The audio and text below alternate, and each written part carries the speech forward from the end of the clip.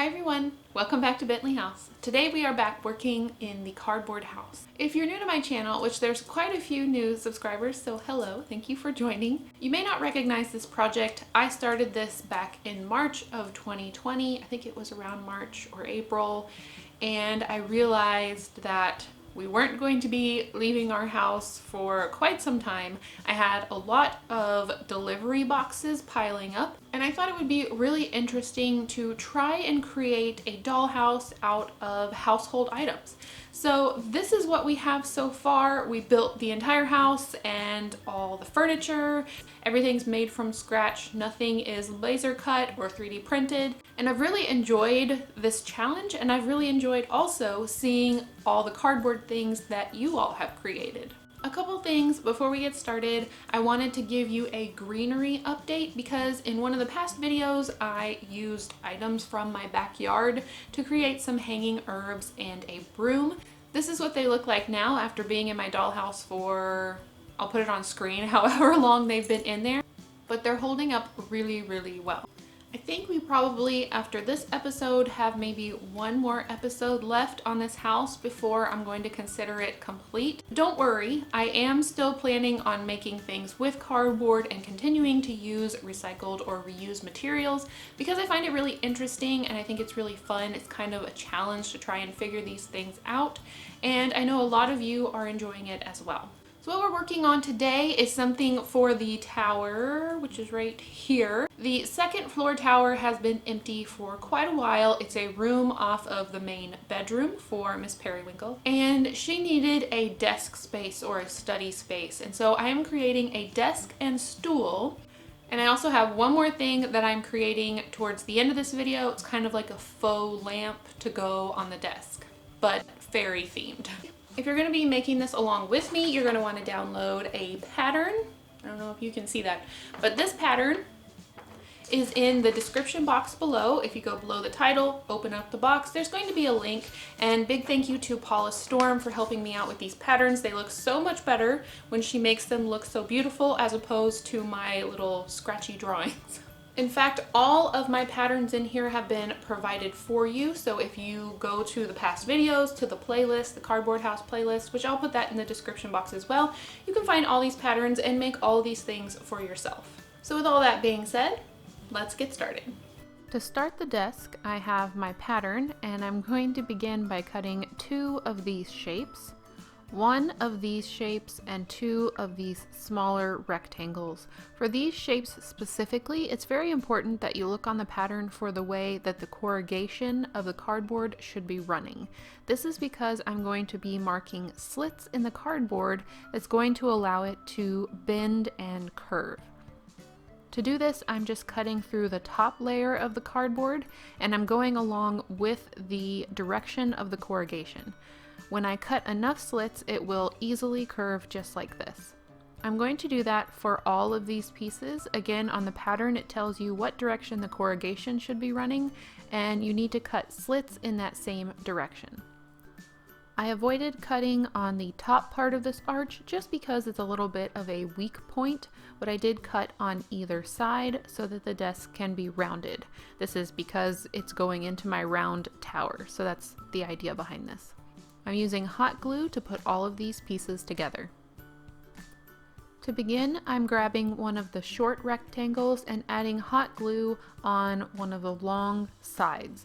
This is going to be glued to the back of one of the desk fronts, and the easiest way to remember what is the back of a piece is the piece that has the slits cut into it. All the cut slits are going to eventually face to the interior of the desk. I'm gluing one piece at a time, making sure that all the curves match up. I do have a little excess hanging over, so I'm just going to take a pair of scissors and cut any excess off, making sure that I leave this the same length as the desk arch piece. The interior of the desk is going to use this longer piece that curves really, really well now that we cut the slits into it. I'm gluing a little bit at a time as I go around the archway, making sure that it all lines up.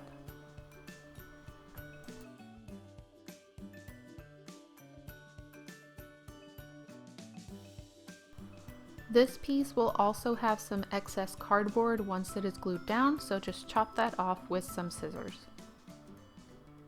Now that that's complete, we can take the other side of the desk arch and glue it with the slits facing inwards.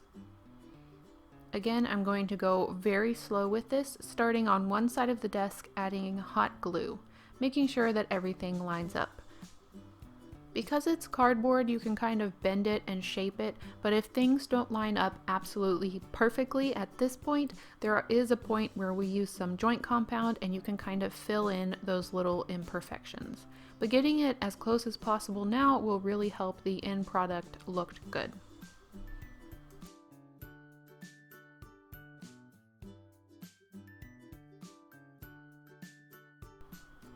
Now that we have our completed desk body, we need to work on the desk top and the feet that will go on the bottom. For this, go back to your pattern. You're going to need to cut one of the larger curved shapes, a smaller curved shape, and two of these foot pieces, which is mirrored. So there's only one pattern piece, but you just mirror it to make the other one. You're going to be gluing the smaller curved piece on top of the larger curved piece, and this is just making a little decorative border that goes around the desktop. The next step may take a little patience and a little practice before you officially glue it down. What we're going to do is we are going to bend the desk body into the same shape as the desk top. The first thing you need to do is flip it over so that the larger piece is facing up, and then flip your desk so that it's easy for you to curve it and then glue it to the bottom of the desktop. To do this, I'm just kind of practicing to make sure that I know how much I need to push it or pull it so that it curves correctly. And really the only parts that are curving are the legs on either side of the arch. The center part is not really curving that much, but you won't be able to tell once it's glued to the desktop. I'm adding some hot glue and then doing my best job to try and center it underneath the desktop. Once that's dry, it should stay in place, especially if you're using hot glue. I'm not sure how well this would work with any other type of glue, but hot glue will take hold really quickly and keep hold of the cardboard. These two pieces create the feet for the desk, and this is how I envision them working. You may need to cut down your cardboard just a little bit more if they're uneven, and then you may also need to adjust the shape of the feet if you feel like it's not really matching with the curve of your desk. Depending on how much you pushed or pulled on the legs, you may just have to adjust the feet a little bit, and you can use that with a pair of scissors and just cut off any excess. I'm just checking it with my desk. I like how they look, so from that point I can go ahead and glue them on, and this will help keep the bend on the bottom of the cardboard as well as it is kept on the top where it's touching the desktop. And here is our little curved desk body. I think it's going to work really well in the cardboard tower. Now I'm going to be putting a back on the desk. These two pieces are flipped just like the feet were. They are going to be little shelves. And then you're going to need at least 2 Q-tips that are cut to the length that's shown on the pattern. Like the pieces before, I am going to be using my X-Acto knife to score this so that it will bend easily when it's applied to the desk.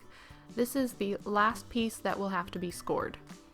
It is going to be glued to the back of the smaller desktop piece, just on top of it. I actually turned it around so it was a little bit easier to see where I needed to glue the piece.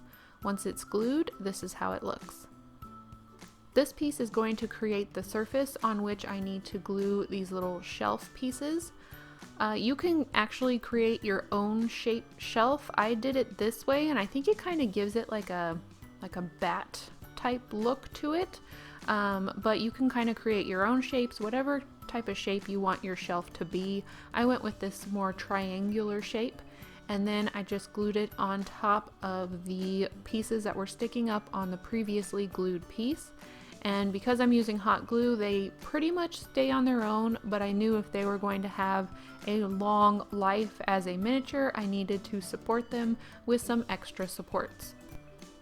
On the pattern, it shows you how long the Q-tips need to be. I'm cutting these with my Easy Cutter, which I will link down below if you're interested in that tool. And then I'm just going to use these to put them up underneath the shelf. This is going to be decorative, but also useful to make sure that my shelves don't break anytime soon, or at all, preferably. I'm doing 2 just because I thought it would look cool to have 2 supports. You can do 1, you can do 3, however many supports you want for your shelves. And this is how it's looking so far. Next, I'm cutting out my faux drawer fronts. These are being cut out of chipboard, which is the same type of material as like cereal boxes. You can see the barcode on the back. It's thinner than cardboard, and so you can make thinner details. I'm going to start by bending it just a little bit so that I know it will fit on the curved surface of my cardboard. You can of course make these real drawers if you want to. I did think it would be a little bit difficult because of the way the desk was made, so I decided to make mine fake drawers. I'm going to add handles after I paint the entire desk. Now we're going to be making a stool. I do have these chairs made in a previous video, however I thought the arms would keep it from looking like it could actually like work with the desk. You can remove those, but I decided to make a stool that I thought would really look like it went with the desk. So you're going to need to cut these 2 pieces out of cardboard and then a circle cut from chipboard and cardboard. You'll need to cut 2, but they're cut out of the 2 different materials. Put the chipboard one to the side, and for now we're going to work with the cardboard pieces. This is a super simple way to make a stool. You just slide these 2 pieces together, and yeah, once you know that they fit, you can add some hot glue, slide the piece on, and then it should be stuck for good. I also go back with my glue gun and add some extra glue support in the interior corners so that I know my stool will not come apart once I start doing the next process.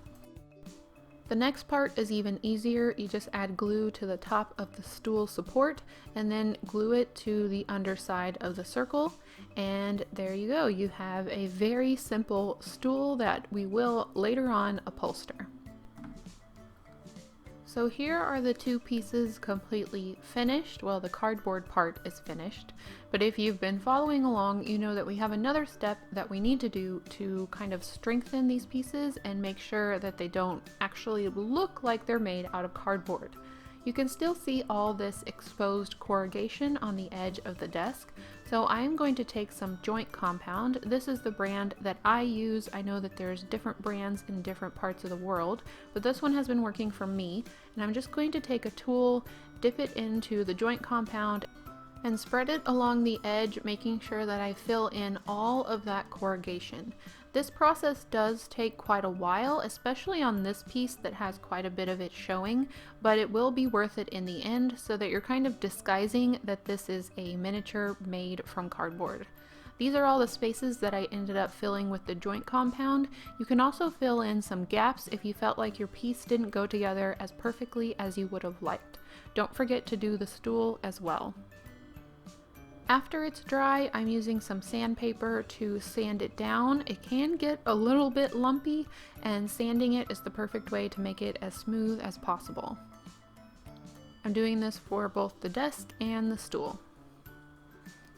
After that's done, we need to make what I call the mixture. I've made it a few times, but I'm going to show it again. It is 50-50 mix. The first 50% is the joint compound that we just used. And the other 50% is this Elmer's school glue, but you can use other types of PVA glue. I highly suggest that if you're trying this for the first time, you mix together what you think will work, try it on something that's not important to you, like a scrap piece of cardboard, and see how it works. When I mix it together, it kind of is the texture of like melted icing, if that makes any sense. And I have learned that applying it with an old paintbrush works so much better than trying to put it on with a palette knife or some kind of trowel. This makes it so much more smooth. I'm going to be doing 2 coats of this mixture over the entire piece, and I'm letting it dry in between each coat. This can take a while, but it's important to let it dry so that you don't trap any mixture inside of your cardboard desk, because later on it could possibly mold or get some kind of mildew. After it's completely dry, you can once again sand it down so that it's as smooth as possible. It was at this point I started trying to think of what color I should paint this desk and the stool, and out of all the colors in the world, all of the possibilities, I'm pretty sure you would have no idea what I'd be thinking, but the final color I chose was brown. I'm sure you all are shocked. I'm going to be using this dark burnt umber to paint the base coat on the desk, and then I will be going back and forth with some lighter browns to kind of bring out some of the details.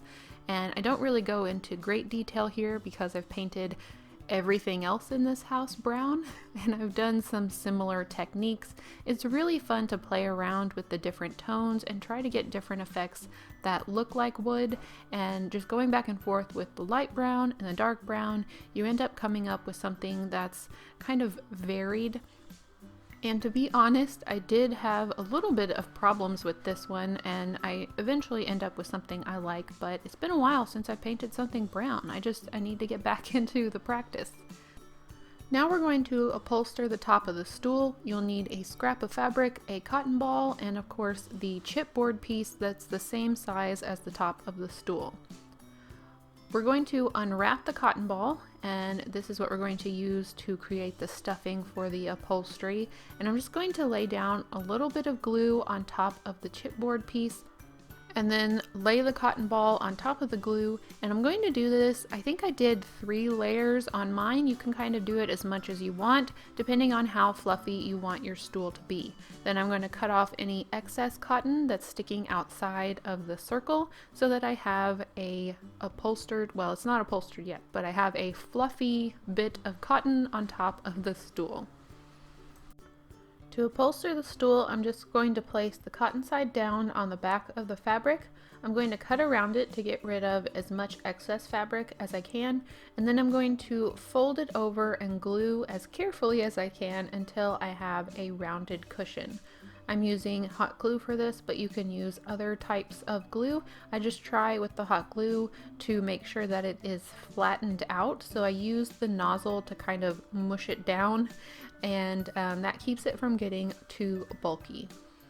Once I have it folded down as much as possible, I make sure that it works on top of the stool, and then I'm going to add some more hot glue to the bottom of the rounded cushion. Then I'm going to put it on the top of the stool and put the stool upside down on the top of my work surface and push down. This will make sure that the hot glue gets as compressed as possible, and I also want to make sure I don't put too much so it doesn't come like spewing out the sides, but that way it has a close connection and it doesn't look like the cushion is not connected to the chair. To add some handles to the drawers, again, these are just fake drawers, so I'm going to make some fake handles by just gluing some beads that I had in my extras stash. I'm just using some tacky glue and some tweezers and gluing them onto the drawer fronts. Super easy way to make some fake drawers. I wanted to make something to go with the desk, and I was inspired by this package that was sent to me by Karen from New Age Stones. Here's the information if you want to look up her store or get in touch with her.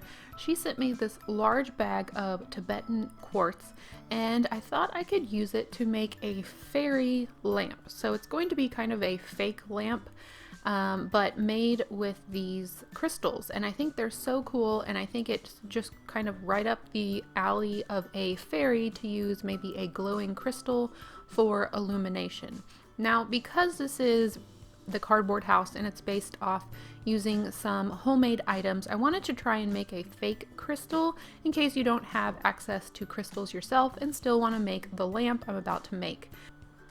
I found this idea on the channel Black Magic Craft, where he used hot glue and he just cut in lots of different flat surfaces to create fake crystals. So here you can see the real crystal next to the fake hot glue crystal. Obviously it's not as clear, it's not as shiny, but if you do want to try this out and you don't have a crystal yourself, this could be one way to give it a try. So I chose some different sized ones from the bag that was sent to me. I have so many and they're so pretty, so I'm thinking maybe down the line I'll have to do a crystal based project. but I went in and I picked out some of the smaller ones that were different lengths and decided to just start playing around with some ideas on how to use them to make something that might look like it could glow, even though I'm not going to make it glow in this tutorial. I glued them all with hot glue standing on one end onto a piece of black cardstock. And then I went ahead and cut a very long, thin strip of cardstock that I'm going to use to wrap around the crystals. I used my nail to make it curly, and I'm going to just use some hot glue to glue down the very beginning part of the line of paper, and then I'm going to use tacky glue on the rest of it because tacky glue is going to make the paper a little bit easier to bend, and it's going to form a little bit easier to the shape of the crystal cluster. That's kind of hard to say. Crystal cluster, quartz, crystal, quartz, cluster. Bleh. So my idea behind wrapping the crystals at the bottom was to make it look like they were combined manually into a display, but I wanted to keep it looking very natural. I didn't want to change or try to transform the crystals at all. I wanted them to stay looking how they are, but just make it look like they were put into a piece that would be set into the home. I wanted to go a little bit further with this idea, so I'm using some of that same chipboard, and I'm going to use a Q-tip, one crystal, and a length of paper to try and create a crystal lamp. There's no pattern for this. I was literally just making it up as I was playing around with these pieces, but I think it's simple enough that you could really make it your own and create so many different variations on this idea. I created a weird shape for the base of the lamp. I wanted it to stay kind of a natural looking shape, and then I traced around it to make one bigger, kind of like the desktop for the desk where it just had that little lip around it. Then I kind of cut off a certain amount of Q-tip, just eyeballing it at this point, and then glued it on top of the base. When it came to the crystal, I was trying to figure out how to attach it while leaving the crystal in its beautiful state, but I still wanted something to secure it and make it look like it was carefully put into this miniature piece. So I'm using the same paper wrap around idea that I did in the first crystal combination, and I'm going to create what I'm calling a paper bracket. That's just what I'm going to call it because I don't know what else to call it, but it's going to look like something that's holding the crystal in place in the miniature. I actually end up making two of these on this one crystal, even though I just show you one. I'm using the tacky glue and then rolling it up carefully, trying my best not to get too much glue on the crystal, although it is pretty easy to take off if I do accidentally get some overspill. So there's the first bracket. I add the second one a little bit later, but first I decided to paint the base of the lamp black. And I'm doing this because I eventually want to paint metallics over the entire thing so it looks like a metal lamp that has been formed around these crystals. Now that that's dry, I can go ahead and attach the crystal to the lamp base. I'm going to be using the tiniest dot of hot glue to hold the crystal paper brackets in place while I secure them more permanently with these other two pieces of paper. So I'm just going to basically tack them in place with the hot glue, and then these other pieces of paper are going to be added with tacky glue around the previous brackets I added to the crystal, and this is going to ensure that these are going to stay glued a lot longer than if I had just used hot glue. Tacky glue will last so much longer. So here's how the piece looks once it's all constructed. So I'm wanting it to look like a crystal that was built up so that if it did light up, which it's not, I think it would be cool to figure out how to light it up with an LED, but right now we're just using our imaginations. And so now I'm using I think this one's called Antique Copper is the name of this color, and going over the entire thing so it looks like a metal lamp. Taking this idea one step further, I wanted to create a 2 crystal lamp, and so I'm using again a Q-tip, but this time I am going to wet it down with some water. I'm gonna let it soak in a little puddle of water for I don't know, maybe like 10 to 20 seconds. If you let it soak for too long, it will start to unravel. Then I'm going to bend it into a U shape that's going to create the shape that I can put 2 crystals, one on either end. If you don't wet it down first, it could possibly break. I do have to kind of hold it in that shape until it dries. Usually I use clamps for that.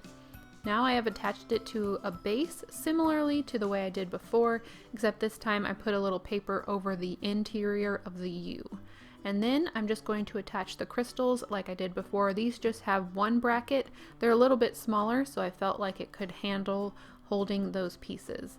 And then I'm using silver on this one. I just wanted to see how the silver over the black would look holding the crystals. And I just think these are so fun. And I wanted to just keep making these for ever, I guess. So thank you, Karen, for sending me these crystals. I hope to use so many more of them in future projects, maybe come up with my own crystal idea project, or let me know in the comments if you have any ideas. So here is our desk finished. It is in the tower, but I actually brought it out in the living or in the bedroom area, I guess, so that you could get a little bit closer look at the finished desk and stool and all 3 finished crystal pieces. And I can't quite decide which one I want to stay on the desk, but the others will kind of get dispersed throughout the house, and who knows, I may make a lot more. So that's all I have for you today. I hope you enjoyed it. If you do make something like this, make sure to tag me on Instagram at Bentley House Minis. If you have a cardboard build that you would like to show me or you would like to have in my final video, make sure you send it to this email that I'm putting on screen right now. If you already sent me a photo, I still have it. You don't have to resend anything. I have a file that I'm saving everything in. And also make sure you tell me how you want your name displayed, or else it will just be your first name and last initial. And the very last little wrap-up information, I have a lot of people asking me when I'm going to start the Beetlejuice house. It will be very soon, but I have some loose ends that I'm wanting to tie up. Some other previous commitments that I really want to just make sure that I get done before I completely lose myself in this new project, which I know will happen. So thank you so much for being patient for that. I promise you, I hope it will be worth the wait. I hope you all have an amazing week, and I will see you in the next one. Bye. Seriously? What the heck?